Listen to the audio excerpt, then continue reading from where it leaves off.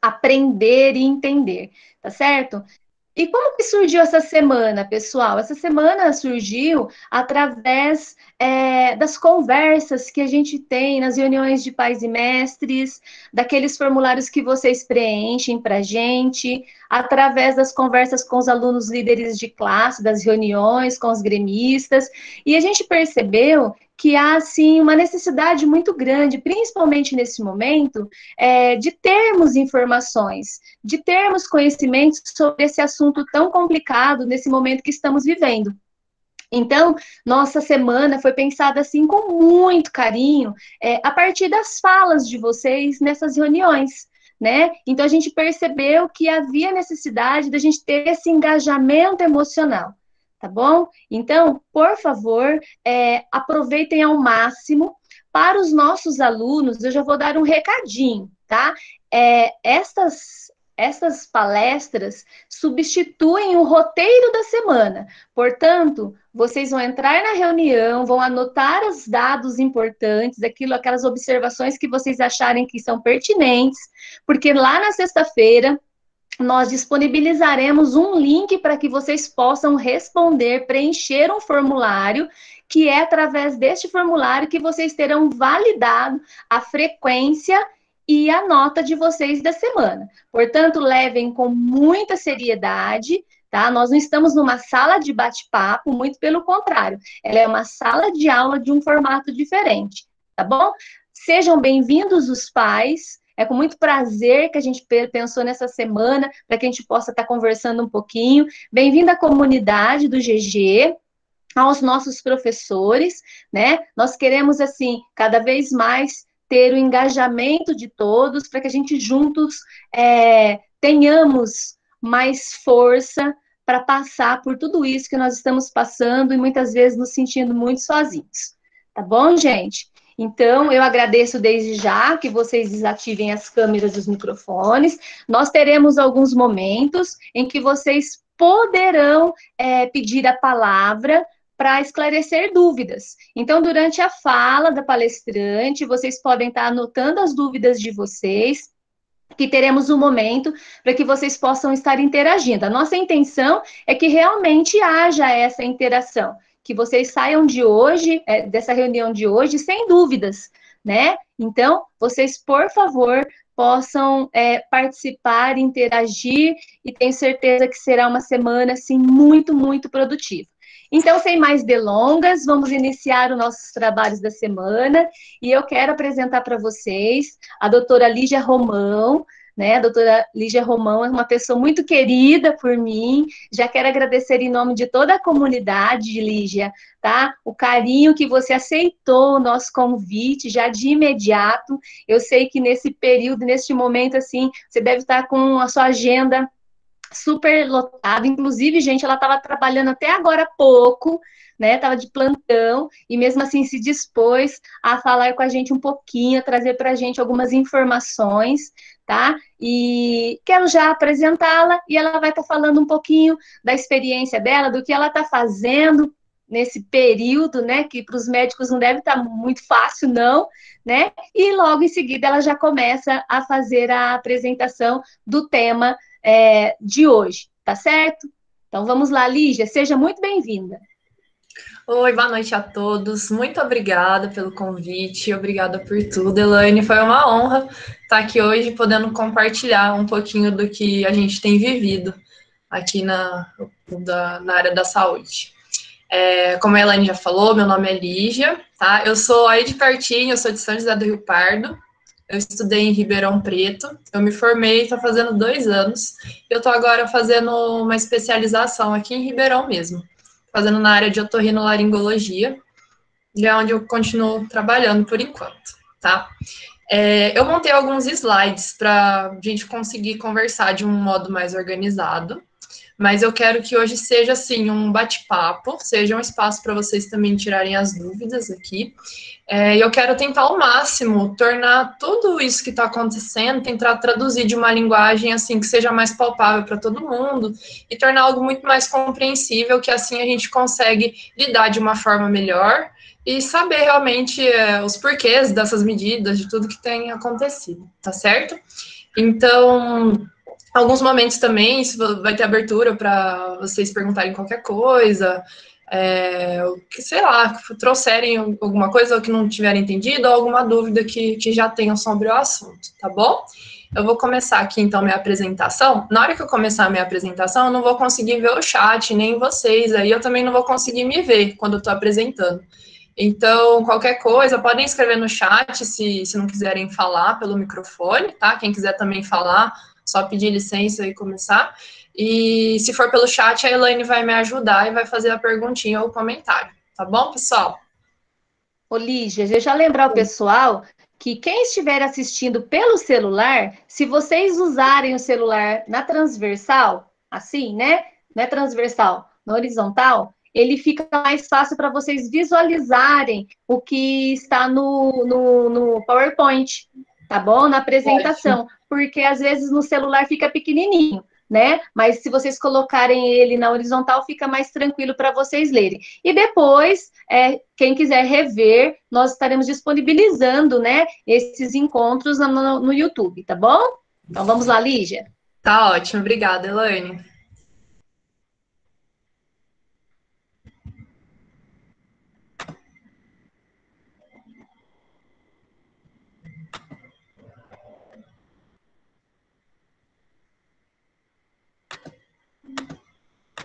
Tá aparecendo minha tela? Ainda não.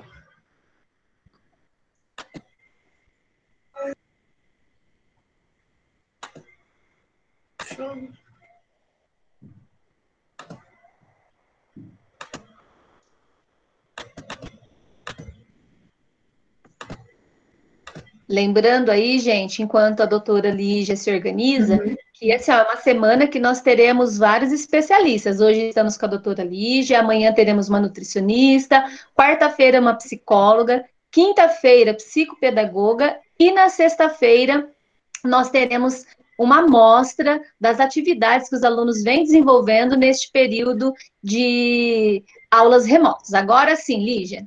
Deu certinho? Então, ótimo. Pessoal, vou tentar fazer um apanhado geral, assim, sobre o assunto, tá?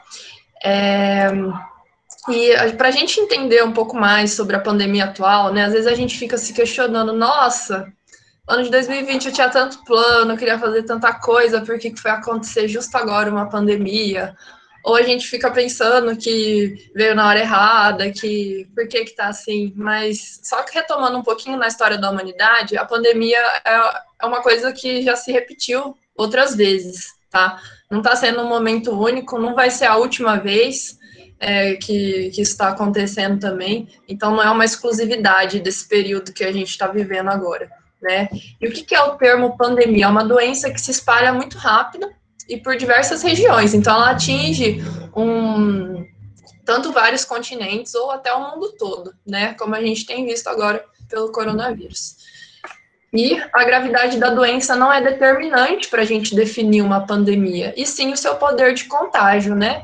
Essa expansão super rápida. É isso que acaba definindo, então, a pandemia. Aqui eu trouxe uma imagem para mostrar esses exemplos de pandemias prévias que já existiram.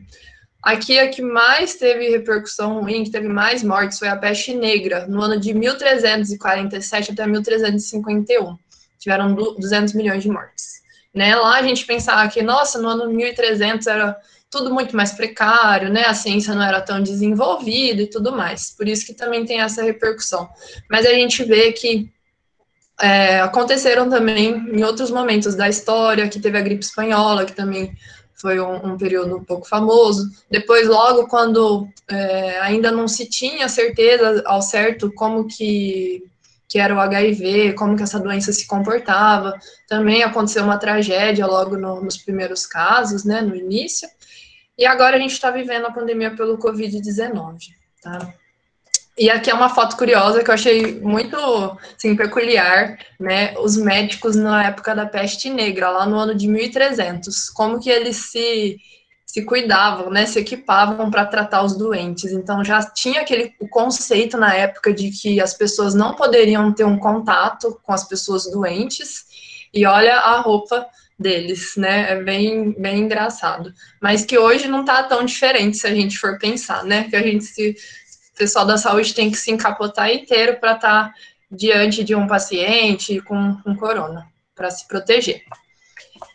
E pensando um pouquinho mais agora, analisando o comportamento das pessoas e das sociedades diante de uma pandemia. A gente vê um comportamento, assim, semelhante ao longo de todos esses episódios da história que eu citei. A população fica muito temerosa, né? Tem aquele medo do que a gente não conhece, né? E daí acaba surgindo os primeiros métodos de prevenção. Como eu falei, o conceito de quarentena aflorou mais durante a peste negra, né, que realmente eles faziam esse isolamento, e o conceito de quarentena é um conceito também que eles pegaram da Bíblia, lá do Egito Antigo. Então, é algo que, assim, não está sendo uma novidade para a humanidade, né, é uma coisa que já aconteceu, e a gente está aí tentando se virar e sobreviver em tudo isso, né. Outra coisa que é muito comum acontecer nessas épocas é o apego à crendice popular ou informações falsas para se prevenir. Às vezes a gente se apega a alguma informaçãozinha que às vezes até pode dar uma sensação de bem-estar, ou até dar uma sensação de que a gente está sendo protegido. E tem coisas que também acabam trazendo um benefício para a gente, mas não necessariamente é o melhor tratamento ou o melhor caminho para se tratar aquela doença, né? Aí os pontos em comuns, então, é o caos social, mudanças de comportamento diante de uma pandemia, até por conta desse isolamento social, e a disseminação de informações falsas, já que é tudo muito novo, ninguém ainda sabe direito o que está acontecendo, então a gente vai tentando atirar para todo lado, né? E diante disso tudo, a gente vê uma necessidade de investir e valorizar pesquisas científicas, porque é através das pesquisas e da gente ir atrás de conhecer e saber certamente o que está acontecendo que a gente vai conseguir achar as melhores soluções para aquele período, né? Além de valorização de pesquisa científica, também valorização do estudo e dos profissionais de saúde, certo? Então, um pouquinho agora sobre o coronavírus em si, né?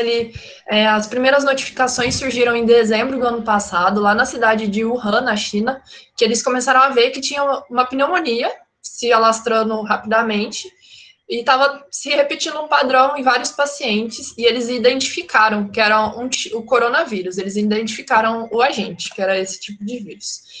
E antes da pandemia, o coronavírus já estava entre nós. Ele já é um vírus que causa um resfriado comum, né? Então, às vezes, aquele nariz entupido, aquele catarrinho que sai, ou uma febre meio baixa. Quando, às vezes, a gente está com esse quadro de resfriado, uma das possíveis causas é o coronavírus. Mas, como o vírus e alguns outros organismos também, eles sofrem mutações. Então, agora ele não é mais esse vírus que está no resfriadinho comum, né? Ele está trazendo outras coisas mais. Então, ao todo, tem 7 tipos de coronavírus já identificados, mas cada um vai manifestar na pessoa de um modo diferente, como eu já expliquei. E agora, da transmissão. Eu queria, se alguém quiser falar ou compartilhar alguma coisa, ou alguma dúvida sobre a transmissão. E aí, pessoal? Sobre o que vocês acham como que acontece, o que vocês imaginam que ocorre? Eu tenho uma dúvida. Pode falar. A gente pode pegar a Covid-19 pela segunda vez? Então, tem relatos de caso de pessoas que pegaram pela segunda vez. A gente, como é tudo muito novo, a gente ainda não sabe ao certo o que acontece, assim, para uma pessoa pegar uma segunda vez, mas tem pacientes que pegam sim. Você ter pego uma vez só não te isenta de estar suscetível a outras infecções. Então, eu tenho uma dúvida também. Pode falar, Leonardo. Eu queria saber se quando a pessoa pega e se cura, ela cria imunidade sobre o vírus ou não. Então, ela cria uma imunidade porque ela vai criar anticorpos, né? Os anticorpos são células de defesa do corpo que agem contra esses micro-organismos externos. Então, ele criou, quando a gente pega a infecção, a gente cria um anticorpo específico para o coronavírus. Mas por algum motivo que a gente ainda não sabe ao certo, né? Ainda tem casos de reinfecção, tá? Outras doenças infecciosas também acontece isso. da gente pegar mais de uma vez, vamos supor, uma gripe do H1N1, também você pode pegar mais de uma vez, porque o vírus, ele se muta, né, ele sofre pequenas transformações muito rapidamente, então, às vezes, é uma coisa que o nosso organismo não está acompanhando ali no anticorpo, tá certo? Mas, assim, ainda precisa de mais estudo para a gente saber certinho como que vai ser esse comportamento de outras infecções e do nosso corpo estar protegido ou não. Ô, Lígia, o Paulo está perguntando que você colocou aí que são 7 tipos de coronavírus. Uhum. Isso, eles são Então, você 7. pode falar um pouquinho? Posso sim. É assim, vamos pensar o coronavírus como uma família, tá? Eles são semelhantes entre si, mas cada um é um pouquinho diferente do outro. E cada um vai manifestar uma doença diferente na pessoa, tá? A maioria desses 7 tipos de coronavírus, né? Então, agora com o atual SARS-CoV-2, a gente tem o 7º, né? Então, os 6 anteriores, eles estavam mais estavam como causadores de resfriados leves. Um deles só que causava uma síndrome respiratória um pouco mais grave, mas ele não tinha esse caráter de se transmitir tão rapidamente. Então, vamos pensar assim que o coronavírus ele é um grupo, e entre esse grupo tem pequenas variações entre esses micro-organismos, tá? Então, é como se fosse uma família de 7 pessoas, e cada um é um pouquinho diferente entre si e vai manifestar de uma forma diferente, tá? E esses outros anteriores, eles já existiam e já estavam entre nós. Então, o que às vezes acontece? Eles sofrem pequenas mutações e desencadeiam respostas diferentes no organismo. Vou Lígia, prosseguir, tem então. aqui, ó. Pode falar. Peraí, tem mais perguntas, ó. Tem o Alex, nosso aluno, que ele está perguntando se pode ser transmitido através de animais.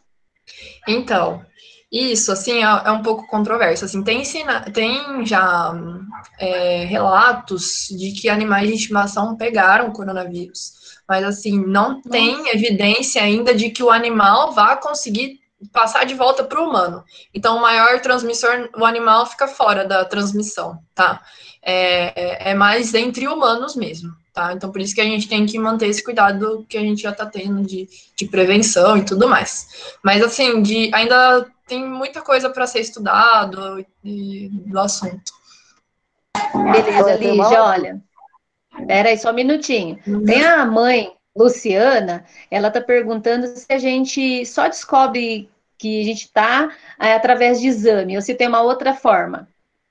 Então, o exame, assim, ele vai dar uma pista se você está com a infecção ativa, teve ou não. Mas, pensando agora na nossa situação atual, ele não vai ser a melhor saída para a gente. E vamos pensar, a gente precisa se isolar, que é um vírus que transmite muito facilmente e de um jeito muito rápido. Então, se eu tiver com sinais de que eu tenho a doença, é muito mais fácil eu seguir o tratamento, ficando em casa, me isolando, tomando essas medidas aí de suporte, do que eu ir atrás de um exame para confirmar se eu tive ou não, tá? Como a gente não está tendo também nenhuma política pública de exame em massa, nem nada do tipo, para a gente ficar checando, para ter mais estatística do que está acontecendo, como que está sendo a evolução da infecção, não tem muito... Não vai mudar muito a nossa conduta e a nossa direção de tratamento, ter um exame, às vezes, positivo ou não, numa pessoa que está com sintoma fraco e tudo mais. Mas o modo mais, assim, que vai mostrar para a gente mesmo, de fato, e que é o que estão saindo nesses dados, é através do exame, tá? Mas não necessariamente a gente precisa de um exame para iniciar um tratamento. Não sei se fui muito clara nisso. Sim, o exame, ele que vai falar se tivemos a infecção, sim ou não, se estamos com a infecção ativa, mas ele não é fundamental para a gente começar qualquer tratamento ou qualquer medida, tá bom? A gente seguia muito mais pela parte clínica, pela apresentação dos sintomas. Tá certo, Lígia. Ó, tem a Heloísa aqui, ela tá perguntando o seguinte: a pessoa que já foi infectada pela primeira vez, né? Se ela pegar novamente, os sintomas serão mais fortes? Também não sei falar isso assim com exatidão. Os casos que tiveram reinfecção não mostraram isso, assim, de vir mais forte depois, Nem não mais ficou fraco, algo porque na mais verdade ela perigoso. perguntou se a primeira vez é mais forte que a segunda, né? A pergunta dela é essa: se na primeira vez os Ah, sintomas são mais fortes. Nossa, eu não sei te falar, viu, Heloísa, né? Porque como tem Isso. poucos casos, eu acho que ainda não deu para também ter um levantamento de como que está sendo esse padrão dos sintomas, mas eu não sei te falar mesmo. Se tem alguma variação, se a gente fica um pouquinho mais resistente depois da primeira infecção, não sei falar. Uma pessoa Já o professor assintomática. Valdir. Desculpa. Pode falar, Ana. Depois eu faço a pergunta do professor Valdir. Então, eu queria saber assim, ó, vamos supor, uma pessoa ela é sintomática, ela nunca vai saber se ela teve, ela realmente não vai sentir nada ou tem alguns sinais menores? Sim, a pessoa que é assintomática, ela não vai apresentar nada mesmo, não, tá? Por isso que a gente tem que ter um enorme cuidado, tá? Porque, assim, o vírus o vírus é um organismo muito, muito, muito pequeno que não é visível a olho nu. Se a gente não vê, a gente não sabe quem está infectado ou não, resta a gente se proteger, não é? Então, por isso que é tão perigoso e a gente tem que tomar tanto cuidado. Mas a pessoa assintomática, ela só vai saber, eventualmente, se um dia ela, às vezes, fizer um exame que tenha um exame, assim, confiável, né, mais para frente, que mostra algum sinalzinho de que ela teve a infecção, mas, de novo, eu falei, o exame, ele não vai ser fundamental para a gente tomar uma conduta ou um tratamento, tá? Beleza, doutora. Tem a pergunta agora do professor Valdir, que é até uma Uhum. pergunta bem assim, né? Como se medica um paciente que apresenta os sintomas ou já está determinado que tem corona? Uhum. Então, essa virou uma questão, assim, até um pouco polêmica, né? Porque, Polêmica. como eu falei, tá tudo muito recente, as pesquisas, às vezes, ainda não têm um desenho, assim, tão bom para a gente se basear nisso tudo. Tem muito, às vezes, viés de pesquisa, né? Às vezes a gente acha que é uma coisa que está sendo legal e depois vê que não é tão legal assim, porque é tudo muito recente. Tem pesquisas aí que a gente vê que dura anos e anos, 10 anos, décadas, enfim, para a gente chegar à conclusão se o uso de remédio é bom ou não. Então, agora está sendo um turbilhão de informação e um turbilhão de possíveis tratamentos. Não tem um protocolo padrão de usar alguma medicação por enquanto, né? Vai muito do protocolo de cada serviço, de cada local, tá bom? Tiveram alguma, que nem cloroquina, inicialmente, é bom, aí depois foi vendo que talvez não seja tão legal. Como eu falei, é tudo muito ainda recente, a gente não estabeleceu um protocolo de tratamento para essa doença. Até porque a gente não tem nenhuma medicação que vai atuar diretamente contra o vírus. São todas medicações para a gente tentar, de alguma forma, minimizar essas consequências que traz para o organismo dessa infecção tão grave. Então, o ideal mesmo seria a gente ter uma medicação que matasse o vírus, né? Ou que deixasse ele menos ativo no organismo. Isso a gente ainda não tem, tá? Então, é tudo muito no escuro que a gente está tentando fazer, né? Ainda a gente não tem uma certeza 100%, cada serviço emprega um protocolo e vai empregar para o paciente de acordo com os problemas de saúde que ele tem, com as indicações ou não de uso de cada remédio. Então, é uma coisa muito também personalizada, assim, individualizada para cada caso. Ô, doutor, Pode falar. você falou assim que matasse o vírus, né? Mas o vírus não é considerado, ele não é considerado um ser vivo, não é? Então Então, a gente.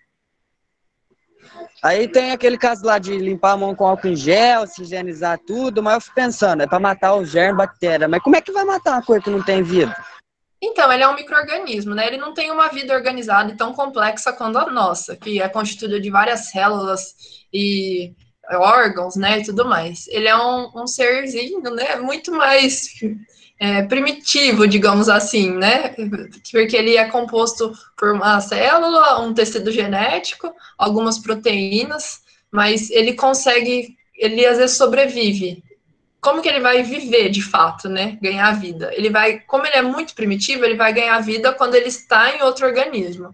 Então, na gente, ele está conseguindo viver, né? Ele meio que se torna um parasita nosso, né? E quando ele está fora da gente, de um organismo, a tendência dele realmente é morrer. Mas ele sobrevive alguns períodos, algumas horas em superfícies e tudo mais. Então, por isso que a gente tem que tomar esse cuidado de higienizar a mão, higienizar superfícies, tá? Não sei se deu para entender. Doutora, só Claríssimo. completando, o vírus, ele é acelular. O vírus não é constituído por célula, né? Ele é um Ai. ser acelular. Nossa. Então, doutora, eu até estava rindo aqui, porque a Ellen está perguntando assim, ó. Então, se ela pegar o corona sem nenhum sintoma, nenhuma dor, ela pode morrer sem saber? Não.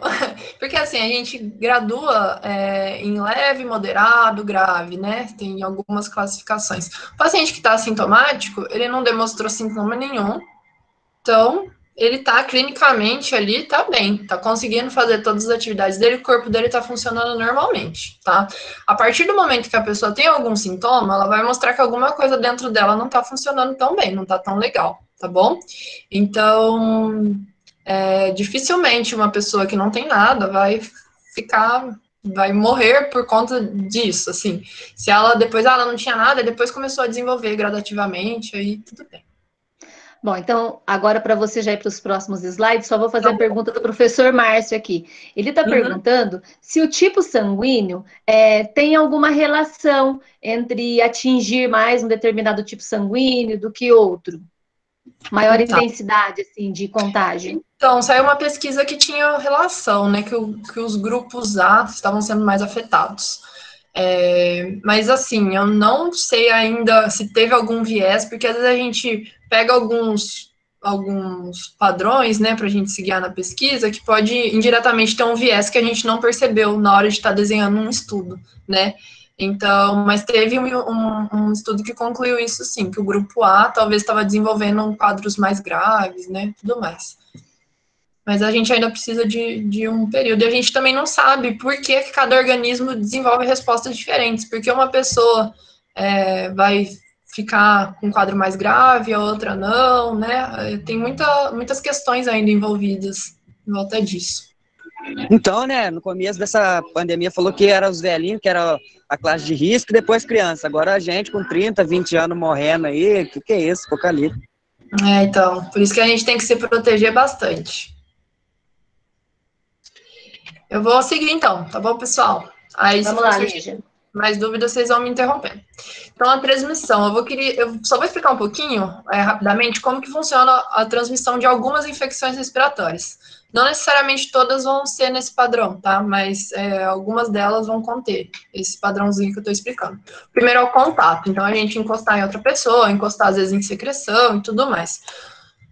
Tem também por gotícula. Então, o que é gotícula? Peraí, desculpa interromper a senhora. Pode falar. É que tem uma galera que tem vergonha de perguntar e tem bastante pergunta no comentário. Tem umas perguntas que já foi bastante repetida. Por que o coronavírus recebe esse nome? Covid-19. Então, Covid-19, na verdade, é o nome da doença que ele manifesta, né? O vírus em si chama SARS-CoV-2, né? Que ele é do grupo da coronavírus. Então, coronavírus seria a família, tá? E a pessoinha dessa família que está causando Covid-19 seria o SARS-CoV-2. Mas o porquê que escolheram esse nome, assim, que é uma abreviação, na verdade, tá? O do Covid é uma abreviação do nome em inglês, tá bom? Mas não tem muito. Não tem nada especial. Assim, eu achava que ele tinha sido descoberto no fim de 2019. Eu achei que era por causa disso. 19 é pelo ano, tá? Mas o nome Covid é uma abreviação. Ah, tá. Tá bom? Obrigado. Então, vamos lá, continuando. A gotícula. O que é a gotícula? Às vezes, na hora que eu tô falando, foi ali uma gotinha de secreção um pouquinho para longe, ou na hora de um espirro, eu emito também umas gotículas. É isso daí. Seria uma pequena quantidade de secreção e nela pode conter o vírus, caso a pessoa esteja infectada, né? Então, essa gotícula, se ela é um pouquinho maior, mais pesada, ela vai atingir distâncias menores. Se ela é mais leve, ela vai chegar um pouquinho mais longe, tá? A gente vê que o alcance dessas gotículas, assim, quando liberado por uma pessoa, pode ser de até 1 metro, mais ou menos. E tem outro jeito, que é por aerosol. O aerosol, ele como se fosse uma gotícula que evaporou. Então, ele vai ser muito, muito, muito pequeno. Então, ele vai conseguir ficar suspenso no ar um pouco, tá? Então, aí também é mais perigoso, né? Porque ele tá no ar. Mas, no caso, então, para cada tipo de transmissão, a gente acaba tendo um cuidado diferente, tanto precaução por contato, quanto por gotículas, quanto por aerosol. Eu tenho uma pergunta. Pode falar. Oi? Não tô mais ouvindo, não sei se caiu. Desculpa. E da onde desenvolveu ao certo essa doença, você sabe? Como? Onde desenvolveu? Onde foi o princípio, Então, de onde saiu? os primeiros casos foram relatados lá na China, na cidade de Wuhan, tá? Entendi, mas foi por... da onde surgiu, na real? Tipo... Então, como eu falei, os vírus, eles sofrem muitas mutações. Então, isso daqui é uma teoria um pouco minha, assim, não sei realmente, que eu não fui a fundo nessa questão de onde que realmente ele surgiu. Mas eu acredito que lá naquela região, o vírus deve ter sofrido alguma mutação e os primeiros casos acabaram sendo lá, tá? Mas eu não sei falar o porquê mais a fundo, nem nada do tipo. Entendi. Muito obrigada. Nada. Ô, doutor, Oi?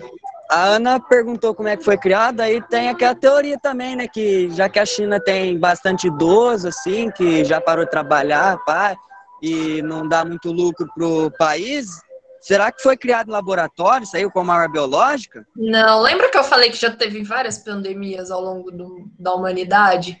Então, isso é uma coisa na sala essa hora. que acontece, assim, isso vem se repetindo, são organismos que sofrem mutações e podem acontecer de alguma hora virar uma pandemia. E Entendi. duvido muito que tenha sido uma teoria da conspiração, tá bom? Eu vou seguindo aqui, então. A transmissão do coronavírus é por contato e gotículas, tá? Aquela parte do aerosol que eu falei que fica suspenso no ar, só vai acontecer em procedimentos médicos, tá? Tem alguns procedimentos que conseguem gerar o aerosol, mas a pessoa por si só não vai gerar o aerosol contendo o vírus. Então, isso é uma coisa que a gente até consegue controlar um pouquinho mais, que se fosse aerosol, a gente ia estar mais suscetível ainda à infecção, que é uma coisa que foge mais ainda do nosso controle, tá bom? Então, como eu falei, é o contato direto ou indireto com secreções ou superfícies contaminadas e essas gotículas indo de tosse, espirro ou fala. Aí, algumas perguntinhas. Tem transmissão fecal-oral? O que é essa transmissão fecal-oral? Tem algumas doenças infecciosas que a gente acaba liberando o organismo nas fezes, às vezes é um local que não tem esgoto tratado ou coisa do tipo, acaba caindo na água esse micro-organismo. Mas, assim, para o Covid não tem relato desse tipo de transmissão, não foi identificado em água ou esgoto, tá? Quanto tempo o vírus sobrevive em superfície? Lembra que a gente comentou também dele precisar de um ser vivo, né, para conseguir funcionar em si, né? Na superfície ele tende a morrer, então plástico fica em torno de 5 dias, papel, vidro, madeira 4 a 5, alumínio 2 a 8 horas, mas, né, porém, a gente consegue limpar essas superfícies com desinfetantes domésticos, álcool e tudo mais, tá? Posso pegar o Covid do meu animal de estimação? A gente já conversou sobre isso, então já vou passando. E os sintomas? A gente também, vocês já perguntaram um pouco sobre os assintomáticos, como que seria isso, se transmite ou não. Acho que já cabe eu já ir falando um pouquinho aqui para vocês.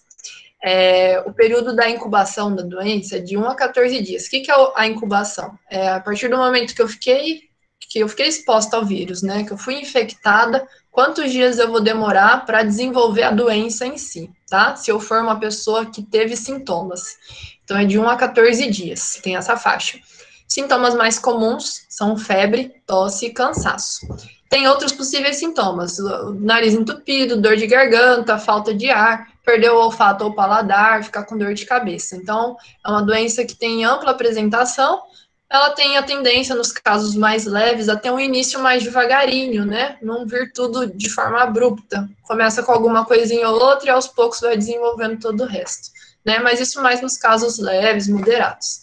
Aí também um diagrama para ficar mais fácil da gente entender, né? Então, eles viram a frequência dos sintomas nas pessoas e viram que a febre, a tosse e esse cansaço, né, são os mais presentes e os outros não tanto. E agora, uma perguntinha, quando procurar atendimento médico, né? A gente estava pensando, nossa, sobre teste para ver se estou infectado ou não, nossa, tem algum remédio específico para eu tomar ou não, e dentro disso tudo, né, que horas que eu vou procurar um médico, eu devo procurar um atendimento?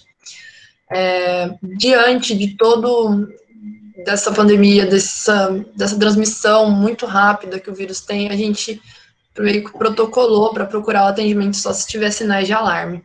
Quais são os sinais de alarme? É ficar com falta de ar, né? Ser difícil respirar e ficar com uma febre persistente, uma febre que não melhora depois que você usou um remédio para melhorar a febre, ela continua lá, tá? Assim, tem que persistir por 24 horas. Oi? Desculpa interromper você, mas não tá aparecendo slide para um monte de gente aqui. Desculpa. Como é que faz? Não tá aparecendo? Não.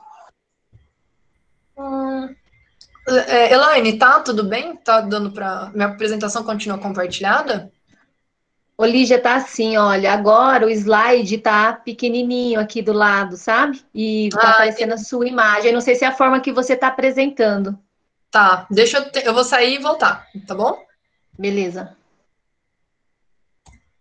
Pessoal, enquanto isso, tá? Nós estamos vendo aqui as perguntas, porque como a doutora ela está seguindo um padrão, tem coisas que vocês estão escrevendo que a gente está perguntando, ou nós perguntaremos mais lá na frente, tá bom? Estou com a pergunta da Giovana aqui na pontinha da língua. Assim que a doutora terminar essa fala, eu já faço, viu, Giovana? Elaine, teve o tempo inteiro com a tela menorzinha ou foi só agora? Não. Foi algum tempo que diminuiu a tela. Eu não sei o que aconteceu. Que eu tô conseguindo compartilhar só na opção uma janela, a tela inteira eu não tô conseguindo, assim, na hora que eles fornecem. Vou colocar de novo, qualquer coisa vocês me falam. Tá, aí se por acaso não conseguir, Lígia, também não tem problema, porque tá bem esclarecedor, entendeu? E tá aparecendo aqui do ladinho. Tá bom. Eu tô falando também todo o slide, tá? Melhorou? Agora tá aparecendo. Tá bom. Então, os sinais de alarme são esses que eu falei, a falta de ar e a febre persistente. Por que a gente deixou procurar só quando tem o sinal de alarme? Porque esses sinais de alarme pode ser um indício de que a pessoa tem a possibilidade de desenvolver o quadro grave. O quadro grave é a síndrome respiratória aguda, né? Nesse quadro grave, que às vezes as pessoas têm indicação de ficar internada, às vezes com uma internação mais prolongada. O que é essa síndrome respiratória aguda? É a incapacidade do pulmão de realizar trocas gasosas. O pulmão, ele é o órgão que ele vai pegar o oxigênio que a gente está inspirando, que está respirando no ar, ele vai pegar esse oxigênio e mandar lá para a corrente sanguínea. E ele vai devolver o CO2, tá? Para o ar. Quando o pulmão não consegue fazer isso, a gente não consegue ter muito oxigênio lá no nosso corpo, tá? Lá no sangue, nos órgãos e tudo mais. E isso pode dar sérias repercussões, tá bom? Quando que vai acontecer, então, a síndrome respiratória aguda? A gente vai se guiar pelo quadro clínico, então vai ser um paciente que vai estar com uma falta de ar mais importante, assim, e também a gente pode definir melhor a extensão da doença com alguns exames de imagem, tá? E o tratamento para esses casos, quando estão com suspeita de ser um quadro mais grave, é a internação, tá bom? Os fatores de risco. Tem alguns grupos, né, dentro da população que está mais suscetível a desenvolver esse quadro grave, que são os idosos, pessoas com doenças crônicas, vamos por diabetes, um problema de coração, um problema respiratório, mas não necessariamente essas pessoas, ao serem infectadas, irão desenvolver esse quadro grave. Elas têm um risco maior, mas não necessariamente que elas vão já cair para esse quadro complicado, tá bom? E outro porém também, para a gente entender por que está sendo um caos na saúde, por que sobrecarregou o sistema de saúde. Esses quadros graves podem cursar com necessidade de ventilação mecânica. O que é a ventilação mecânica? É quando eu preciso de um aparelho me ajudar a respirar. Então, a gente viu que o pulmão já não está fazendo sua função, então a gente precisa de um aparelho externo ajudando nisso tudo. E quando, às vezes, a gente precisa dessa ventilação mecânica, né, o paciente já vai estar numa unidade mais especializada, numa UTI, e foi visto que a média dos pacientes em UTI, da internação de UTI, é de 3 semanas, né. Então, pensa bem, é uma internação muito prolongada. Para uma pessoa só ficar num leito por 3 semanas, imagina agora isso em larga escala. Muita gente infectada, muito mais gente tendo risco de ter esse quadro grave, e o lugar de hospital, lugar de suporte, né? Qual que vai ser? Isso daí também que deixa também tudo preocupado e que também faz a gente se isolar. E além da doença em si, acontecem complicações associadas com uma internação prolongada e com um paciente tão grave, né? Um paciente que precisa de um aparelho para respirar, ele vai precisar também de muitas outras coisas, tá bom? Muitas outras medicações, às vezes acaba desenvolvendo outras infecções que adquire no hospital, e isso tudo pode dar alguns danos no corpo. Às vezes, junto, começa a ter, o rim não está funcionando mais tão legal, porque também já está numa situação tão ruim. Assim, só quero dar uma ideia do quão é complexo isso tudo, a partir do momento que a pessoa ficou muito grave, vai ter muita coisa envolvida, tá? Não é só o tratamento da infecção em si, tem muita coisa junto. E agora um pouquinho dos exames, né, que já foi perguntado. A gente tem 2 tipos de exame. Um é o PCR, que ele vai identificar uma proteína do vírus, tá bom? Então, ele é bom quando tá com a infecção ativa, tá? Então, se eu tô assintomático, se eu não tenho nada, eu quero saber se eu tô com infecção ou não, vou fazer o PCR. Ele não vai ser o melhor exame, tá bom? E a gente tem que lembrar também que todo exame, ele tem uma chance de ter um erro, tá? Isso na medicina para todos os exames. Ele tem uma chance de mostrar, de errar na hora de tá mostrando seu resultado, tá bom? E com esses exames do corona também. Então, a gente tem uma taxa de falsos negativos, né? Então, um exame que veio negativo, mas na verdade a pessoa estava com a infecção. Então, ele às vezes pode ter esse errinho. Então, a gente tem que relevar isso tudo também na hora de analisar o exame, tá? Por isso que ele tem que ser bem indicado, para a gente entender mais ou menos o que eu estou querendo achar com aquele exame, tá? Para a gente interpretar do modo correto. E tem também a sorologia para o corona, que vai identificar se eu estou com anticorpo no meu organismo, se eu já produzi esse anticorpo. Qual que é o viés da sorologia? Vamos supor que eu hoje tive contato com uma pessoa que é certamente infectada, que tem o corona, e eu coletar esse exame amanhã da sorologia. Ele não vai valer de nada, porque eu preciso de um tempo para o meu corpo ter essa resposta imune e produzir o anticorpo dele. Eu preciso ali de 7 a 10 dias, tem essa janela imunológica. Então, se eu coletar a sorologia amanhã, eu vou estar pegando de 7 a 10 dias para trás, tá? Então, é uma coisa assim, é tudo muito dinâmico, né? Então, e as infecções ocorrem também, a transmissão ocorre de um jeito muito rápido. Então, por isso que eu falei muito que não é necessário a gente ter um exame para iniciar um tratamento, tá? Então, aqui, precisa fazer o exame antes de iniciar o tratamento? Não, ele não é fundamental, tá? A gente tem que seguir essas medidas de isolamento e o mais importante continua sendo os cuidados baseados nos sintomas, tá bom? E agora um pouquinho sobre o tratamento, que eu também já comentei, que não tem nada específico pro vírus, por enquanto, tá? Então, o que a gente está fazendo, né? Como que está sendo isso? Quero trazer um pouquinho aqui para vocês. Não tem ainda o tratamento específico, a vacina ainda está em fase de pesquisa, de desenvolvimento, então a gente vai trabalhar com medidas de suporte. O que é a medida de suporte?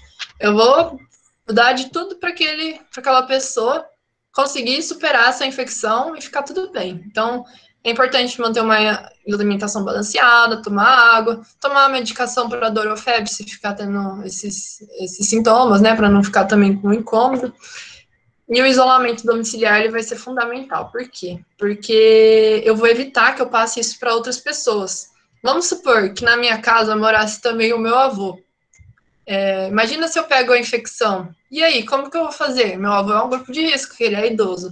Então, eu tenho que pensar não só em mim, mas também nas outras pessoas que estão ao meu redor. Não só nas pessoas da minha casa, mas nas pessoas que a gente convive e cruza aí ao longo do dia a dia, né? Então, quando a gente está com a infecção, a gente tem que tomar esse cuidado e se isolar dentro de casa também, tá? Porque senão todo mundo da casa ficar doente. Então, o que tem que fazer? Evitar compartilhar cômodos e utensílios pessoais. Então, é importante separar, tipo, o talher, um pratinho, para a pessoa que está com a infecção ficar usando só aquilo, tá? Se for compartilhar algum cômodo, eventualmente, tá sempre de máscara, sempre higienizar a superfície, sempre lavar a mão, tá bom?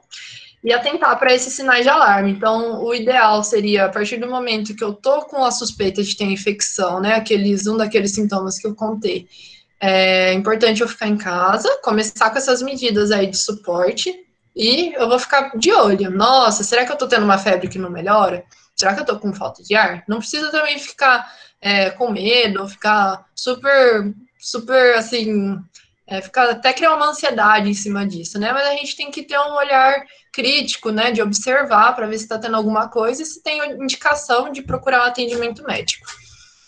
Então, o que eu acabei resumindo aqui? Estratégias de prevenção, né? Que é algo que a gente está se pautando muito agora nesse momento, é na prevenção. Aí algumas também perguntinhas. Vitamina C previne infecção por corona? A gente não tem evidência, tá? Assim como todas as vitaminas, é importante para o nosso organismo, tá funcionando bem, mas né, a gente não precisa, essa vitamina não vai matar o vírus ou coisa do tipo, nem prevenir, tá? A gente precisa estar com o organismo bem alimentado, bem nutrido, e as vitaminas são importantes para isso, tá? Mas não necessariamente ela vai ter uma ação direta para o vírus. Eu devo usar cloroquina durante a infecção? É o que eu já comentei também, se tem já medicações, né, específicas para a gente estar tomando. Não tem evidência suficiente. Nas últimas pesquisas foi visto que não reduz a mortalidade, tá? E tem uma coisa que a gente pesa muito é atentar para os efeitos colaterais. Assim como outras medicações, ela também tem efeitos ruins. Então, a gente tem que pesar tudo isso na hora de estar passando um remédio ou não.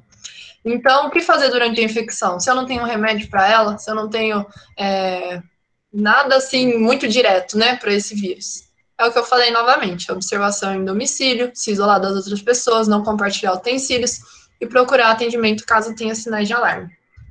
Tá certo? Lígia, oi, pode peraí, falar. deixa eu só fazer a perguntinha aqui, ó. Da Giovana, eu acho que você já respondeu aí na sua fala. E eu tenho uma pergunta da nossa aluna Laura, que ela diz assim, ó, se uma gestante, ela pega o Covid, automaticamente o bebê também é infectado? Então, não viram essa transmissão vertical, né, que a gente chama, durante da mãe para o filho. Não viram essa transmissão ocorrendo para o bebê, mas eles dizem para ter muito cuidado ao amamentar, tá? Não sabendo, assim, a fase, vamos supor, se for no final da gestação, né? Na hora de amamentar, a mãe tem que ter muito cuidado, porque às vezes tem um contato muito próximo e ela pode transmitir depois, mas as grávidas não transmitem para os bebês. Eu tenho uma dúvida. Pode falar. Quando houver uma vacina, é verdade que vamos ter que assinar um termo antes de tomar? Então, isso da vacina, assim, por enquanto, tá tendo que assinar. Porque o que está acontecendo agora? Tá tendo uma fase de pesquisa. Então, quando a gente faz uma pesquisa, a gente tem que mostrar para a pessoa, né, através do termo de consentimento, possíveis efeitos colaterais que essa vacina pode dar, tá bom? Então, e também, além disso, porque está participando de uma pesquisa. Então, o termo consentimento vem daí. Ainda a gente não tem uma vacina pronta, então eu não sei te falar se vai ter que tomar ou não, se vai precisar desse termo ou não, tá? Porque se for uma vacina boa, que a gente viu que realmente traz efeitos bons, né? Não tem efeitos colaterais, assim, que em larga escala, que talvez contraindiquem o seu uso. Então, se ela tiver tudo bem, né, em aplicar em larga escala, eu acredito que não vai ser necessário um termo, assim como tantas outras vacinas que a gente já toma, né? Mas, por enquanto, está tendo que assinar esse termo porque está só em fase de pesquisa. Ok. Ô, Lígia, tem uma outra pergunta da Luciana, eu vou ler como ela colocou aqui, fiquei um pouquinho na dúvida, tá? Ela colocou assim, ó, álcool normal e álcool em gel tem a mesma eficácia? Eu não sei se ela quer dizer álcool líquido e álcool em gel, ou a diferença da... Sim, eles têm a álcool. eficácia, sim. Os dois vão cumprir com o objetivo de matar, assim, o vírus. Só tem que tomar cuidado, porque às vezes o álcool normal pode danificar a mão. Então, a única coisa é isso, né? Às vezes álcool 70. O álcool 70. Não, o álcool 70 não tem problema, tá? Agora, álcool mais forte, eu acho que mais que isso, ele deve dar uma irritadinha na mão, aí o álcool em gel, nesse sentido, é um pouco melhor, tá? Mas, assim, de eficácia, assim, de eficiência, os dois vão cumprir. Ok. Tá bom? Então, pessoal, vou seguindo aqui. Vocês vão mandando as perguntas aí se tiver. Eu falei muito de prevenção, né? Que a estratégia agora está sendo a prevenção, mesmo durante o tratamento, a gente está sempre pensando na prevenção também, além das medidas de suporte. E como que a gente vai fazer essa prevenção, né? Lembra lá no comecinho que eu falei o modo de transmissão, que era por contato e por gotícula, principalmente, né? Dessas duas formas. Então, a gente tem que tomar medidas para não ter essa transmissão por contato e pelas gotículas também. Como que eu vou evitar o contato?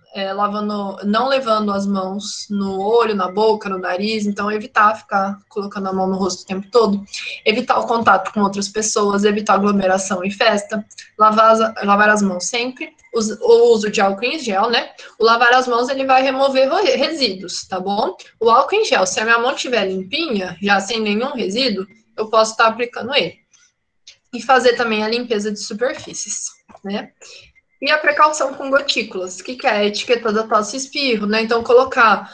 Agora tem se orientado muito o uso do antebraço, ou até do braço, para colocar na frente da boca na hora de espirrar ou tossir, porque a mão, às vezes, a gente tem um contato com outras superfícies, né?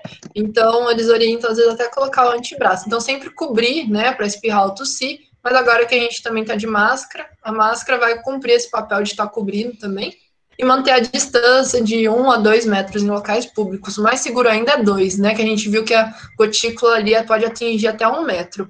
Então, para a gente estar seguro mesmo, é tentar manter uma distância de 2 metros de outras pessoas em locais públicos, caso frequente. Então, aqui um modo esquemático, né, para falar dessas coisas que aí eu já comentei, de lavar a mão, do álcool, evitar tocar os olhos, nariz, boca, evitar os contatos próximos, ficar em casa quando estiver doente, né? Comecei a ter sintomas, nossa, mas eu vou ali rapidinho em tal lugar no mercado. Não, vamos cortar, tá? Se eu tô com sintoma, você é responsável comigo e com as outras pessoas também, de ficar em casa, remanejar, tentar ver se outra pessoa não pode ajudar, tá bom? Limpar e desinfetar também objetos e superfícies tocados com frequência. Então, aqui esse quadrinho resumindo tudo isso. Aí, lavar as mãos, né? Eu trouxe um vídeo para falar o modo correto de lavar as mãos. Que não adianta a gente só passar um sabão rapidinho, nossa, ficou cheiroso, deu certo. Não é só isso, lavar a mão. A gente tem que se certificar de que todas as superfícies vai estar ali agindo pelo sabão e vão ser limpas, tá? É um vídeo bem rapidinho, eu vou rodar aqui, do Drauzio Varela explicando pra gente. Primeiro eu umedeço uma quantidade boa de sabão. Qualquer sabão serve, sabonete específico, qualquer um. E aí eu vou espalhar esse sabão por onde? Vou espalhar primeiro pelas palmas das mãos, de um lado e do outro. Tem gente que faz assim e acha que lavou a mão. Não lavou. Você pode ter tirado até a sujeira, mas não vai eliminar as bactérias e os vírus fazendo desse jeito. Mas não é só a palma da mão, tem que ir um pouco nos punhos aqui, nos pulsos, tá vendo? No pulso. Depois, ao contrário, do lado, nas costas da mão, dos dois lados, até os punhos aqui. Lavou bem aqui, não esquecer do vão dos dedos, né? Isso é fundamental. E como é que eu faço isso? Vou lavando a superfície interna e externa de cada dedo. Interna e externa. Só que eu lavo aqui, a parte interna, quem sobrou? Sobrou o polegar. Então, depois que eu fizer isso bem feito, dos dois lados, aí eu tenho que lavar o polegar. Bem lavado o polegar, não posso esquecer da ponta dos dedos, que quando eu lavei a palma das mãos, ou o dorso da mão, a ponta dos dedos sobrou. Então, a ponta dos dedos, como é que eu vou lavar? Assim. Movimentos circulares, lavando direito esta ponta. E depois da outra mão. Muito bem. Como é que eu faço agora? Porque essa torneira é automática, ela fechou. O principal era ele mostrando como fazer as etapas, né? Aí ele explica agora no finalzinho que ele pega um papel para apertar a torneira, mas estando dentro da nossa casa fica mais fácil, né? Isso é mais difícil um pouco em banheiro público, quando mais pessoas também compartilham. Mas a gente viu aí a importância de cobrir toda a superfície, não esquecer de nenhum pedacinho na hora de lavar a mão, tá bom? E a outra coisa, o uso de máscara. Como que deve ser o uso de máscara? Ela tem que cobrir o nariz e a boca, não pode deixar o nariz para fora, nem deixar a máscara no queixo, tá bom? Sempre a gente deve higienizar as mãos, antes de colocar e depois que tirou a máscara, tá? Sendo a máscara de tecido, é sugerido que seja com dupla camada, que ela vai proteger mais ainda. E as máscaras de tecido, ela tem uma duração de proteção de 2 horas, então ela tem que ser trocada a cada 2 horas. Depois disso, pela própria umidade, assim, por às vezes juntar alguma sujeirinha, ela já não deixa de ser tão eficiente, tá bom? Então, sempre que sair, se for alguma coisa mais longa, durante o trabalho, ou coisa do tipo, é orientado levar uma reserva, tá? E deixar armazenada num saco plástico. Sempre que usou a máscara, tem que ser lavado, tá bom? Então, é bom ter algumas, né, que aí você consegue distribuir ao longo da semana, de fazer esse esqueminha de sempre lavar e de fazer essa troca também regularmente, tá bom?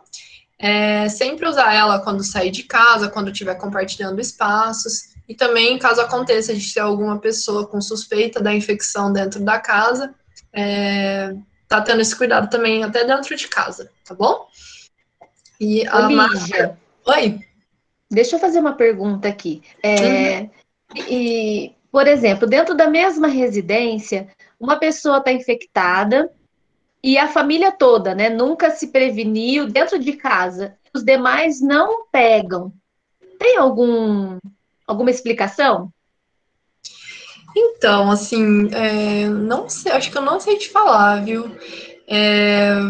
É muito de cada, às vezes aquela pessoa pegou e pode ter sido um assintomático, mas assim, dificilmente, não tendo uma prevenção, dificilmente ela não vai pegar, tá? A gente tem aí que no período acho que do 2º ao 5º dia de infecção ativa, é o período que mais pode transmitir. Então, pensando assim, a pessoa se infectou, ficou uns dias assim em casa, com sintomas meio um pouco leves, e depois disso, vamos supor, às vezes começou um isolamento, aí pode ter pego essa faixa aí de transmissão que é um pouquinho mais baixa. Mas eu não sei, assim, nenhuma explicação mais a fundo sobre isso, assim, porque o restante não pegou, não tendo um cuidado. Tá? Teve uma mãe que perguntou um pouquinho antes, que, por exemplo, a criança, ela é assintomática. Toda criança é assintomática? Porque ela pergunta assim, ó, a criança é assintomática, mas ela é transmissora, mesmo sendo assintomática. Então, as crianças, assim, nem todas serão assintomáticas. Elas estão manifestando sintomas mais leves e estão tendo, sim, mais taxa de assintomáticas, mas não necessariamente todas vão se comportar dessa forma, tá? Então, varia um pouquinho, é o que eu falei, de pessoa para pessoa, tá bom? Mas elas podem, sim, manifestar sintomas leves. Lembrando também que algumas pessoas, o coronavírus, ele pode se manifestar de um jeito bem levinho, assim, um nariz que entupiu, uma febre ali não muito alta, às vezes a pessoa só perde o olfato, tá?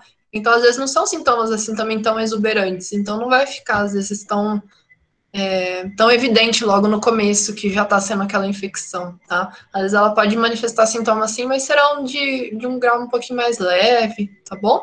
A febre não é obrigatória, né? Se a pessoa não tiver febre, certo. Ela é mais frequente, né? Ela aparece mais nas pessoas, mas ela não é obrigatória.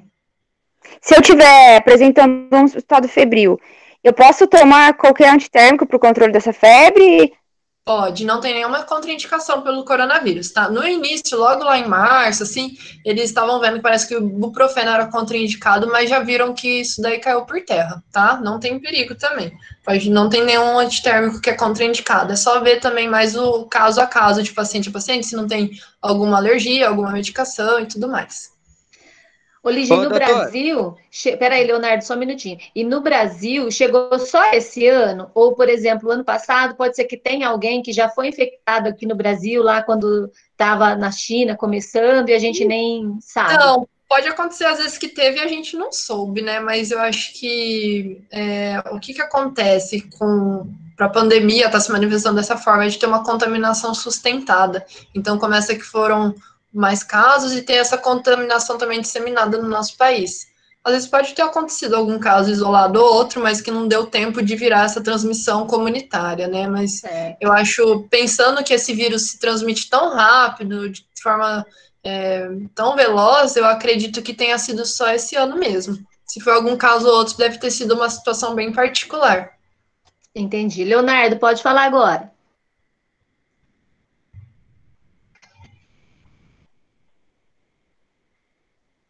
Bom, enquanto o Leonardo não fala, tem a Jaqueline aqui, Lídia, ela está perguntando assim, ó, as pessoas que têm determinadas doenças, né, que a gente são consideradas do grupo de risco, elas têm, não, ela não disse isso, ela disse, ó, pessoas que têm determinadas doenças podem pegar com mais facilidade?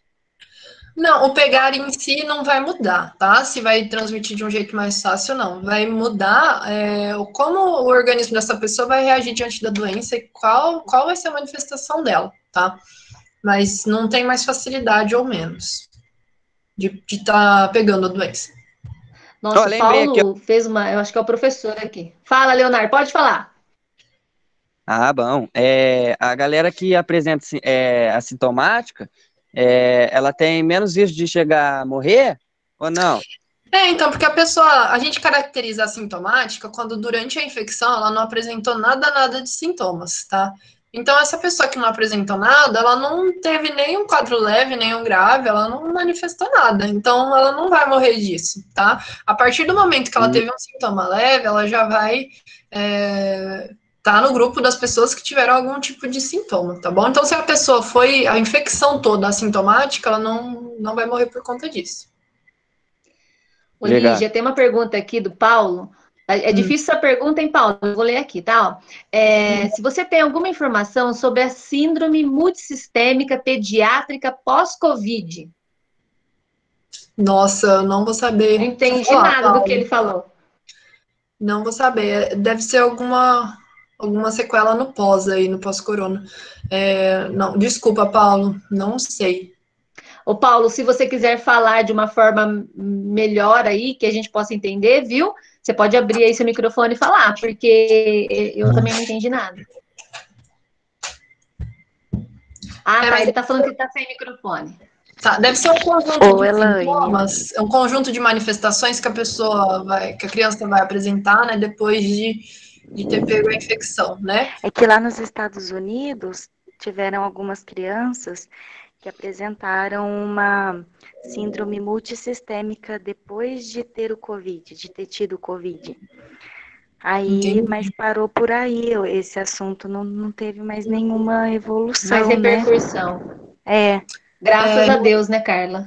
Pelo amor de Deus, tem meu neném aí. Todas nós. Realmente, eu não tô muito por dentro dessa parte, eu vou ficar devendo para vocês. Ô, Lígia, são inúmeras perguntas, tá? A gente está aqui dando uma resumida. Mas depois, gente, eu me comprometo a conversar com a doutora, ela tá fazendo um resuminho aqui das perguntas que não foram respondidas e a gente encaminha para vocês, tá bom? Essas coisinhas também, que às vezes ficou, também posso até estudar aí atrás. Ó, Luiz Gustavo, vamos terminando já aqui, viu, gente? Já vão colocando as últimas perguntas, porque o bate-papo é muito bom, a gente vai ficar, né, por muito tempo aí. Então, vamos já nos organizando para a finalização da nossa reunião. Ó, Luiz Gustavo, ele está perguntando assim, ó, agora com o aumento das entregas das comidas por delivery, por causa do isolamento social, tem chance da transmissão acontecer através do alimento, né, da comida? E se tiver, esquentar a comida pode ajudar na prevenção? Essa é uma dúvida que eu também tive logo no comecinho, eu estava até meio com medo de pedir comida logo no começo, mas foi também vendo estudos, evidências que dificilmente vai ser transmitido pela comida, tá? Então, a comida em si, ela não vai carregar. O que a gente tem que tomar cuidado? Do todo o entorno, né? A embalagem e tudo mais. Então, acho que é mais a questão de higienizar a superfície e embalagem do que propriamente a comida. Ô, Lígia, por exemplo, eu fiz a compra. Eu lavo tudo com água e sabão, ou só se eu borrifar o álcool em gel, ou o álcool normal, e passar o pano, a toalhinha, já resolve? Porque eu tô louca aqui de lavar tudo. O passar o álcool já resolve, já, sim. Se conseguir aplicar ali o álcool em tudo, já tá o suficiente. Se quiser lavar, se achar que lavar dá mais trabalho, né? Mas o álcool já é eficiente. Esses dias eu lavei até o pacote de macarrão. Entrou até água dentro do macarrão. Ai, tá louca. É duro, né? Ó, então, terminando aqui com a pergunta da professora Ana Lúcia, ela fala assim, as pesquisas que existem no Brasil são suficientes para que seja produzida vacina para acompanhar a evolução do vírus? Então, sobre a vacina em si, me desculpa também, mas tem algumas coisas que eu também não consegui acompanhar. Mas o que eu vi que está acontecendo no Brasil agora, a gente está em fase de teste, tá? É uma vacina que está sendo desenvolvida lá na China, que está testando em vários locais, em vários países. E aqui no Brasil tem algumas cidades que estão testando. São Paulo, aqui em Ribeirão Preto também tá. Eu não lembro as outras, mas estão distribuídas pelo país. Então, além de pesquisas desenvolvidas no próprio país, a gente está fazendo parte desse grupo, né, de pesquisa que já está em fase final dos testes, tá bom? Eu não sei falar com mais propriedade sobre as pesquisas locais nossas, né, que essa, se for ver, a gente entrou no embalo do teste aí da China que está sendo desenvolvida, mas das pesquisas locais, assim, sobre a vacina, eu não sei falar em que pé que tá, como que tá sendo. Mas para desenvolver uma vacina é algo meio demorado, é meio longo, precisa de vários testes antes de começar a testar em humano, tá? E essa aí da China já está num período um pouco mais avançado, que já está na fase final dos testes em humanos, tá bom? Tá, ó, tem uma pergunta aqui de uma mãe e da professora Luciana. Lu, se você quiser fazer a pergunta, você pode abrir o microfone, tá bom? Eu vou fazer a da mãe aqui. A mãe colocou que está previsto o retorno das aulas agora para outubro, né? E isso se tiver cumprindo todos os protocolos, se tiver estado na fase amarela e tudo mais. A pergunta dela, eu não sei, eu acho que é uma resposta meio que pessoal, não sei. Ela está perguntando o que você acha que se, por exemplo, a escola cumprir todos os protocolos de higienização, né, de acordo com o que se está se pedindo e tal, se ainda assim haverá risco, e eu perdi um pouquinho mais a pergunta dela. Peraí. No retorno das aulas previstas para outubro, se as escolas tomarem os devidos cuidados, qual a porcentagem de risco de contaminação? E ela está te perguntando se você acha que o retorno é seguro. Então, eu acho que isso é uma coisa, assim, que leva muitos fatores em conta, tá? Tem, assim, como que tá sendo na cidade, como que tá a propagação na cidade, que isso varia muito. Como que tá os cuidados, né, que a escola vai ter, pensando em condições ideais, que tá conseguindo higienizar tudo. Então, acho que é uma coisa que tem que ser muito ponderada. Eu não vou saber falar o certo, assim, em porcentagem de infecção quando voltar a aula, mas eu acredito que tem que ser uma coisa muito bem planejada, não só pelas escolas, mas pela cidade também, né? Que a partir do momento que abrir uma, vai abrir todas e vai abrindo muitas outras coisas juntos, né? Mas a gente tem que pensar que a escola é um local que muitas pessoas estão convivendo ali, que precisa muito de ter a proteção, tá bom? Por enquanto a gente não tem a vacina segura, a gente ainda vai estar suscetível a esse risco, sim, tá? Mas conforme for acontecendo na cidade já não tem mais casos, não parece que o vírus já não está mais circulando aqui, isso daí já dá uma segurança um pouquinho maior, tá? Ou então, acho que é mais por esse lado também que a gente tem que pensar. Eu acho que quando a gente vai estar mais seguro é quando a gente tiver, de fato, uma vacina que está protegendo, sim, né? Essa que vai estar para sair, ela vai ser boa e vai ser ótima? A gente não sabe falar ainda, tá? Porque ela ainda está em fase de teste, em fase de pesquisa. Então, é tudo muito incerto, né? Então, são vários pontos, vários fatores que acho que tem que ser ponderado. É uma coisa muito individualizada aí da cidade, das escolas. É bem complicado, né? Vamos aguardar cenas dos próximos capítulos em relação a isso. Bom, a Lu não anunciou nada, então eu vou fazer a pergunta dela. A professora Luciana, ela diz assim, ó, ela faz uso de hidroxicloroquina porque ela tem lúpus. A imunidade dela está controlada. Mesmo assim, ela tem que se preocupar por ser do grupo de risco? Sim, né? Porque ela tem uma doença autoimune, né? Apesar dela estar controlada, ela tem isso com ela, né? Ela tem que tomar um cuidado, porque é um tipo de doença crônica. Mas o fato dela estar controlada já é muitos pontos a favor dela, né? Assim como eu tô pegando o caso dela, a gente vai pensar num paciente que, sei lá, tem um diabetes. Eu tenho diabetes, mas eu tomo remédio certinho, tô com tratamento em dia, minha glicemia tá ficando ótima. É melhor do que um paciente que tem diabetes e não tá conseguindo controlar, né? Então, isso não isenta ela de ser um fator de risco, mas traz muito benefício ela estar com a doença controlada. É mais seguro. Tá, a Luciana está perguntando, a Luciana mãe agora está perguntando assim, ó, quem que toma, por exemplo, a vacina de gripe, certo? Quem toma essa vacina de gripe, ela já tem alguma segurança em relação ao Covid? Não, ou não tem nada a ver uma coisa com a outra? Ela não tem segurança. Por que frisa tanto a tomar a vacina da gripe, agora, principalmente durante a pandemia? Porque a gripe, ela também pode dar aquela síndrome respiratória aguda que eu falei um pouquinho antes, tá? Ela também deixa esse pulmão aí meio difícil de exercer sua função. Então, o que que eles quiseram? Tentar imunizar ao máximo contra a gripe para a gente não ter nenhuma outra doença sobrepondo o corona agora. Porque imagina, além do corona, ter também um monte de caso de gripe junto. Ia ser o caos do caos. Então, por isso que a gente precisa também se proteger dessas outras infecções. Entendido. Alessandra, nossa mãe, está perguntando, nossa mãe parece que é minha mãe também, né? É uma intimidade com as nossas mães lá da escola, sabe? São pessoas que eu tenho, assim, muito carinho e admiração. A Alessandra, mãe da aluna Tiffany, ela está perguntando assim, ó, o Covid deixa alguma sequela? Então, eu até fiz um slide sobre isso. Ele pode deixar alguma sequela sim, tá? Em quadros leves é muito difícil que deixe. Nos quadros mais graves, né? A gente, de novo, ainda tá meio cedo, a gente ainda não tem muito estudo sobre isso, mas pode dar lesõezinhas no pulmão, tá? Pode também, às vezes, deixar outras sequelas por conta de estar num tratamento em um centro de terapia intensiva, ou coisa do tipo, do doente está meio ruim. Então, eu fiz uma lesão no rim durante o tratamento, lá internado, num CTI. Então, às vezes, essa lesão do rim pode ficar também depois. Então, são coisinhas assim que são mais consequências de uma infecção grave, tá? Mas pode ter sequela, sim. Mas nos casos leves, dificilmente vai ter, tá bom? Tá. Por enquanto que a gente sabe. Desculpa, pode falar. Imagina. Pergunta do nosso aluno Jorge é que quem tem bronquite alérgica tem maior probabilidade de pegar o Covid? Então, né, o fato de ter uma doença pulmonar não deixa você com mais chance de pegar o Covid, tá? Você não vai ter uma chance maior. Mas pode ser que às vezes isso seja um pequeno fator de risco. Mas, eu vou desenvolver algo grave, não dá pra gente certificar, tá? Mas não aumenta a sua chance de transmissão de jeito nenhum.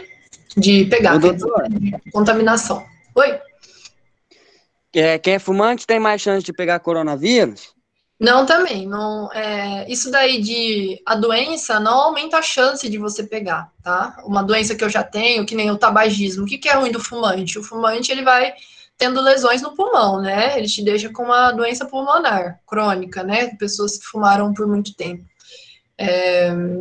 Não traz um aumento, né? Qualquer outra doença também não traz uma facilidade de pegar o vírus. O que acontece é que pode vir a desenvolver um quadro grave, né? Tem um risco um pouco maior. Não necessariamente também ela vai cair para um quadro grave, mas tem esse risco maior. Ok, Lígia. Então vamos aí para a finalização. Finalizar? Aham. Vamos lá. Aqui eu já falei um pouquinho, né, de sequelas que pode acontecer ou não, né, mas por conta de quadros graves. Eu peguei os dados de sexta-feira, a gente tinha 3.700.000 casos e 117 mil mortes, né, um número bem grande, então por isso que a gente tem que se proteger, tem que continuar esses cuidados, a pandemia ainda não acabou, tá bom? E na sociedade, uma coisa que a gente está vivendo que está sendo bem ruim, que a gente fica estressado, angustiado, chega uma hora que fica um pouco chato ficar só dentro de casa, a gente às vezes começa a conviver mais em casa, em família, acaba tendo mais atrito, para as pessoas idosas às vezes ficam mais suscetíveis a ter depressão, é meio difícil essa situação que a gente está vivendo agora. Mas também é nesse momento que às vezes ocorrem transformações na sociedade, né? Às vezes a gente começa também a considerar novos valores, começa a rever alguns planos, começa a ter alguns outros questionamentos que às vezes numa situação comum a gente não teria. A gente tem que tentar pegar essa parte boa aí também, tá? Também está um novo momento na educação, né? Aí transpondo também para o lado um pouco de vocês. Eu queria deixar aí umas coisas também, uns pensamentos que eu também compartilho, né, de que a experiência pessoal também gera muito aprendizado. Então, nisso tudo, a gente pensa, não tá numa sala de aula, né, tá perdendo aquele convívio em sala de aula, aquele contato tão próximo com o professor, mas a gente tá tendo um ensino de outra forma, que também é bom. Tem também a parte da experiência pessoal, da pessoa ir atrás de conhecimento, de pesquisa, que isso também é muito enriquecedor.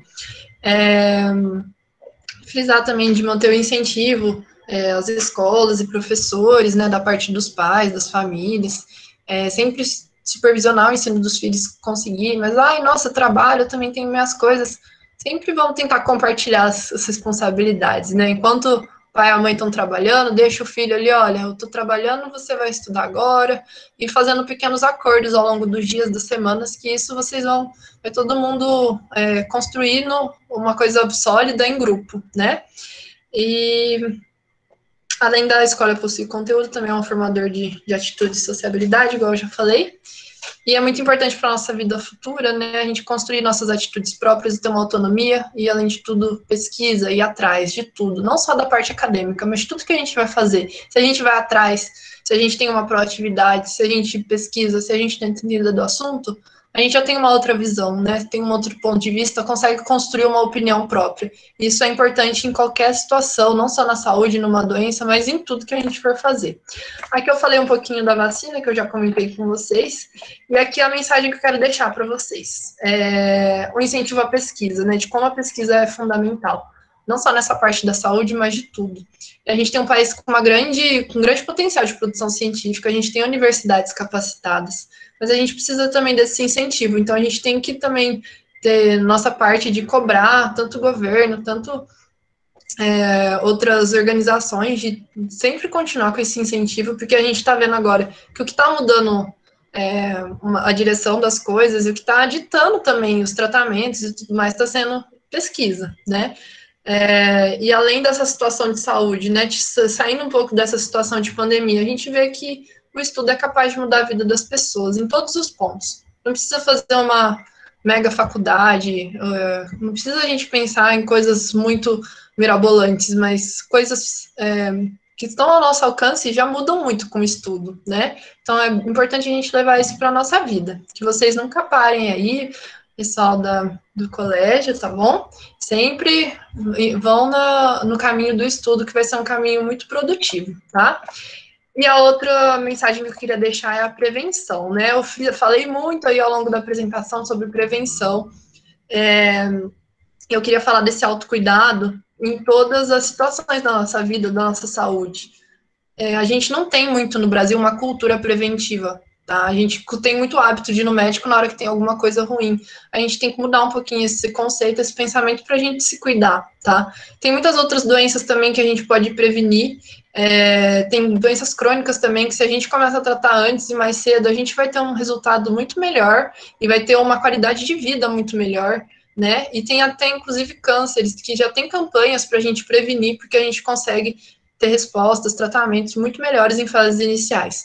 Então, assim, a prevenção na saúde é algo chave, que tem que estar presente sempre. Agora, na pandemia, é uma situação muito extrema que a gente está vivendo, mas a gente tem que levar isso para sempre depois. De sempre estar se preocupando com a própria saúde, de sempre estar indo atrás de se proteger, tá bom? E esse foco na saúde preventiva a gente vê mais em unidade básica de saúde, que a gente tem aí disponível pelo nosso governo, tá? E uma obrigada a vocês, tá bom? Eu gostei muito de estar aqui hoje, de participar dessa conversa. Eu vou parar aqui o compartilhamento com vocês. Como é que eu paro? Boa noite. Já tô compartilhando ainda ou não? Não, Lígia, acabou. Acabou. Bom, Muito Lígia, obrigada. olha, quem agradece... Boa noite, tchau. Quem agradece, assim... Desculpa. Pode falar. Seu microfone está desligado. Obrigada. Eu queria agradecer muito, foi muito legal estar aqui hoje com vocês, tá? E desculpa qualquer coisa, mas eu também não sou também especialista na área, eu quis passar um pouquinho do que eu consegui absorver e aprender nesse período, tá bom?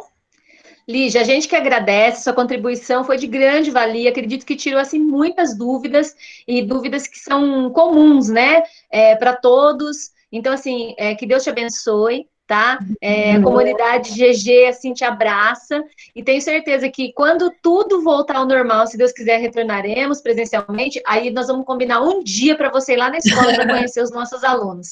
Combinado, tá bom? Então, muito obrigada pela sua disponibilidade, tá? E a todos que participaram até agora, viu, gente? Nosso primeiro dia da semana é GG, né? Guiar emoções e garantir autonomia. Lembrando que amanhã, às 19h30, nós estaremos com a Aline Ronck, nutricionista, e ela vai falar um pouquinho sobre a diferença entre a fome física e emocional e a importância de nossas escolhas. Então, eu conto com vocês a partir das 19h30, tá bom? Lembrando que para aluno é obrigatório, anota tudo aí. Até amanhã, se Deus quiser. Bom descanso, uma boa noite para vocês. Fiquem com Deus, tá bom? Lígia, pessoal, muito obrigada, viu? Obrigada eu, boa noite, viu? Obrigada pela participação de todos.